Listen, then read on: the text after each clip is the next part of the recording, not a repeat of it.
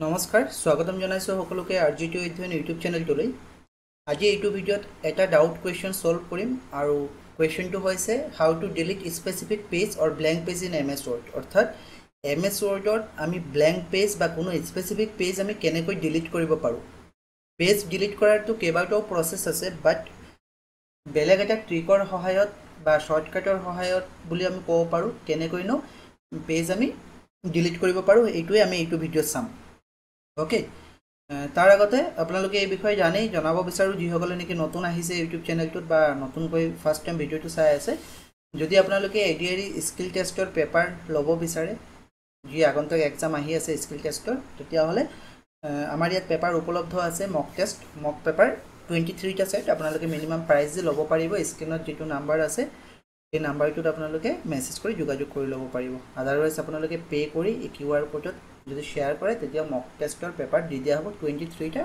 মক test complete paper আছে 23টা সেটৰ অৰ্থাৎ 69 question আপোনালোকে পাব ওকে তিনিটা কোৱেশ্চন তিনিটা সেট কমপ্লিটলি ফ্ৰী আছে আপোনালোকে টেলিগ্ৰাম চেনেল যেটো তলত আছে লিংক ডেসক্ৰিপচনত লিংক আছে বা ইয়াত যেটো দেখা পাইছে তলত RJ_অধ্যয়ন তাত গৈ পিনে আপোনালোকে ফ্ৰী টেষ্ট কিট ডাউনলোড কৰি ল'ব পাৰিব ঠিক আছে তেতিয়ালে আজি আমি কোৱেশ্চনটো কেনেকৈ সলভ কৰিম হেতু চাও কোৱেশ্চনটো কি আছিল বা ডাউট কোৱেশ্চন বুলি ক'লে আমি কি পাইছিলো যে how to delete specific page or blank page in MS Word এটা মোৰ ইয়াত টোটাল পেজ আছে এই ডকুমেন্টত 10টা ৰাইট মই 1 2 3 4 এইবোৰ নাম্বাৰিং কৰি থৈছো ধৰি লৈছো মোৰ পেজ নাম্বাৰ 2 ডিলিট কৰিব লাগে এতিয়া পেজ নাম্বাৰ 2 যদি ডিলিট কৰিব লাগে তেতিয়াহলে মই এটা কাম কৰিব পাৰো পেজ নাম্বাৰ 2 ত আহি লৈ ব্যাক স্পেস দিব পাৰো ৰাইট ব্যাক স্পেস আমি মাৰি এইখিনি গুটেই কিটা ডিলিট কৰিব পাৰো এনেকে ব্যাক স্পেস মাৰি তেতিয়া পেজ 2 টো কি হ'ব ডিলিট হৈ যাব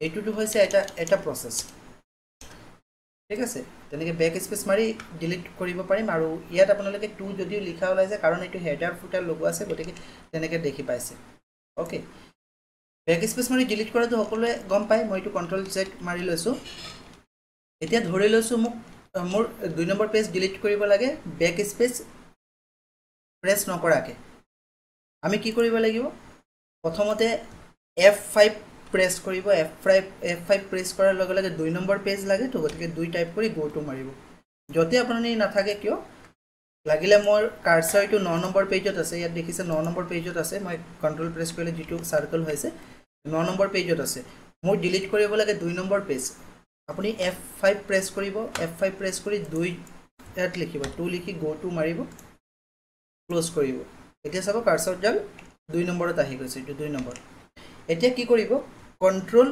G প্ৰেছ কৰিব কন্ট্ৰোল G প্ৰেছ কৰিব কন্ট্ৰোল G প্ৰেছ কৰাৰ পিছত ইয়াত ব্যাকস্লেশ পেজ লিখিব ওকে ব্যাকস্লেশ পেজ লিখি গো টু কৰিব গো টু কৰাৰ পিছত ক্লোজ কৰি ডিলিট কৰি দিব ওকে ডিলিট কৰি দিব এইটো ডিলিট হৈ গৈছে এতিয়া টোটাল পেজ আছে 9 এইটো চাই লওক টোটাল 9টা পেজ আছে ইয়াত কন্ট্ৰোল Z কৰিছো আপুনি যদি গুটেখিনি চাব বিচাৰে আপোনালোকে ভিউ পেনত গৈ যেটো ভিউ টেব আছে ভিউ টেবত গৈ নেভিগেশন পেনটো চেক কৰি ল'ব চেক কৰি পেজ বুলি সিলেক্ট কৰি ল'ব ইয়াত আপোনালোকে চাব লেফট সাইডত ইয়াত দেখা ওলাইছে দেখা পাব 1 2 3 4 5 6 7 8 9 10 এনেকে পেজবিলাক দেখাই দিয়ে ঠিক আছে আৰু ৰাইট সাইডত এই পেজ যিমান কিটা আছে এই গুটেকিটা দেখায় এতিয়া 2 নম্বৰ পেজ ডিলিট কৰিব লাগে ধৰি লৈছো মই একেবাৰে হেকৰ পেজতে আছো 10 নম্বৰ পেজত আছো আৰু মই ইয়াত নেভিগেশন পেনত দেখিছো যে 2 নম্বৰ পেজটো মোৰ প্ৰয়োজন নাই ডিলিট কৰিব লাগে আৰু পেজ 1 ত কিবা লিখা আছে পেজ 3 ডিলিট কৰিব লাগে 5 ডিলিট কৰিব লাগে বা 7 8 9 ডিলিট কৰিব লাগে যত লিখা আছে এইবিলাক ডিলিট কৰিব না লাগে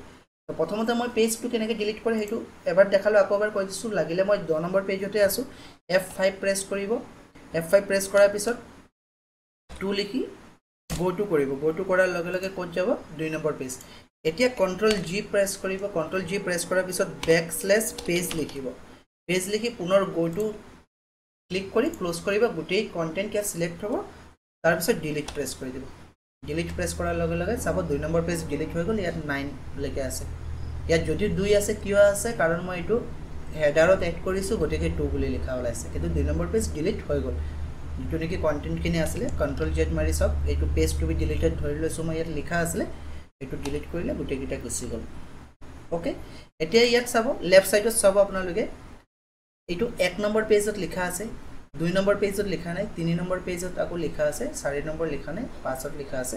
মোৰ 2 নম্বৰ পেজ ডিলিট কৰিব লাগে আৰু মই ৱৰ্ক কৰি আছো বোলে 5 নম্বৰ পেজত কিবা মই টাইপ কৰি আছো আৰু মোৰ 2 নম্বৰ পেজ ডিলিট কৰিব লাগে। পুনৰ F5 2 লিখিব, গো টু 2 নম্বৰ পেজত যামগে, আমি কন্ট্ৰোল G প্ৰেছ কৰিব, বেকস্লেছ আৰু পেজ লিখিব, গো টু কৰিব, গোটেইটো সিলেক্ট হ'ব, ক্লোজ কৰি ডিলিট প্ৰেছ কৰি দিব। ডিলিট প্ৰেছ কৰিলে 2 নম্বৰ পেজ গুচি গ'ল। ওকে, এটা পেজ 1 পেজ 4 বুলি ওলাইছে। এইটো মই জাস্ট এটা প্ৰথমতে 10টা পেজ লৈছিলোঁ, গতিকে পেজ 1 পেজ 2 বুলি লিখা আছিলে, সেইটোহে দেখাইছে। ওকে, ইয়াতো বেলেগ কিবা লিখা থাকিব আপোনালোকে যেতিয়া ৱৰ্ক কৰিব, নহয় জানো? এতিয়া লেফ্ট সাইডে চাব বা ৰাইটতো চাব পাৰে। মোক এতিয়া 5 6 7 নালাগে, 5 6 7 নালাগে, এইটো পেজ 10 এইবোৰ থাকক, এইবোৰ কিবা ধৰক লিখি লৈছোঁ ইয়াত, ঠিক আছে? নহ'লে আপোনালোকে হয়তো ডাউট থাকিব পাৰে যে কি পেজ 4 লিখা ওলাইছে কিন্তু পেজ 4 এইটো নহয়, তেনেকৈ হয়তো ভাবিব পাৰে, ঠিক আছে? গতিকে ইয়াত মই কিবা লিখি দিছোঁ। এতিয়া লেফ্ট সাইডত চাওক, পেজ 3 ব্লেংক হৈ আছে, পেজ 4 আছে, 1 2 আছে কন্টেন্ট, কিন্তু পেজ 3 নাই, 5 6 7 নাই। এতিয়া পেজ 3 ডিলিট কৰিব লাগে, একেই প্ৰচেছ হ'ব। কি কৰিম আমি?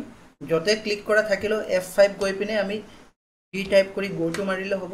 তেতিয়া পেজ 3 যাবগৈ, কন্ট্ৰোল G প্ৰেছ কৰিম, বেকস্লেছ পেজ বুলি লিখিম, গো টু কৰিম, ক্লোজ কৰি ডিলিট কৰি দিব, পেজ 3 ডিলিট হৈ গ'ল। এতিয়া আমাক ডিলিট কৰিব লাগে 4 5 6।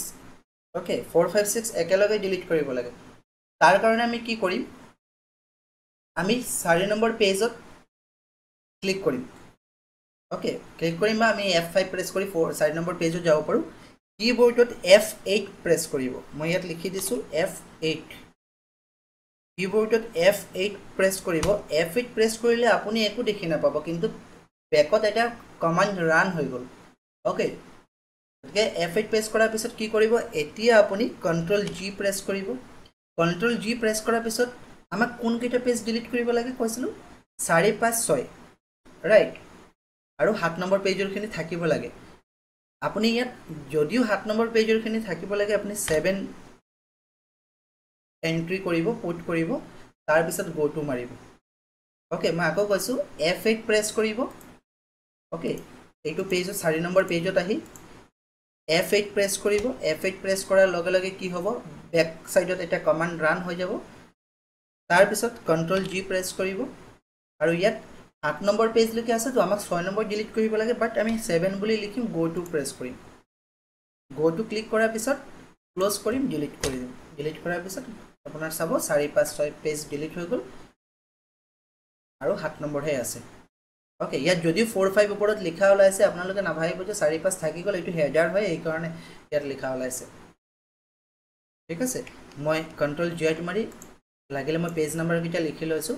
এইটো 4 নম্বৰ, ইয়াত পেজ 4 বুলি লিখি লৈছোঁ। 4 নম্বৰত পেজ 4, এইটোত মই লিখি লৈছোঁ পেজ 5, পেজ 5 কোনটো আছিলে? পেজ 5 এইটো হ'ব, ৰাইট? মই সৰু কৰি লৈছোঁ অলপ। পেজ 4ৰ পিছত আহিলে পেজ 5, পেজ 5, দেন এইটো আহিব পেজ 6, এইটো নালাগে, এইটো আহিলে পেজ 6, পেজ 6। ওকে, এতিয়া পেজ 4 5 6 যিকেইটা আছে এইকেইটা ডিলিট কৰিব লাগে, 7টোত হ'ব লাগে। 7ত বেলেগ লিখা আছে আৰু 4 5 6 কেইটা ডিলিট কৰিব লাগে। আমি ক'ত যাম? আমি 4ত যাম। 4ত গৈ F8 প্ৰেছ কৰিম। F8 প্ৰেছ কৰাৰ পিছত এটা কমাণ্ড ৰান হ'ব, দেন কন্ট্ৰোল G প্ৰেছ কৰিম। G প্ৰেছ কৰাৰ পিছত আমি ইয়াত 4 5 6 ডিলিট কৰিব লাগিব, বাট আমি 7 টাইপ কৰিব লাগিব বা 7 পুট কৰিব লাগিব। গো টু ক্লিক কৰি ক্লোজ কৰিব, ডিলিট কৰি দিব। ডিলিট কৰাৰ লগে লগে 4 5 6 পেজ ডিলিট হৈ গ'ল আৰু শেষৰটো থাকি গ'ল 8 নম্বৰ পেজ। ওকে, গতিকে আই হোপ আপোনালোকৰ পেজ কেনেকৈ ডিলিট কৰিব লাগে, স্পেচিফিক পেজ বা ব্লেংক পেজ নিশ্চয় বুজি পাইছে। এইটো প্ৰচেছত কৰিলে খুব ধুনীয়াকৈ পেজ ডিলিট কৰিব পাৰিব। কিবা যদি ডাউট থাকে তেতিয়াহ'লে কমেণ্ট বক্সত জনাই দিব আৰু ভিডিঅ'টো কেনেকুৱা পাইছে সেইটো জনাবলৈ নাপাহৰিব।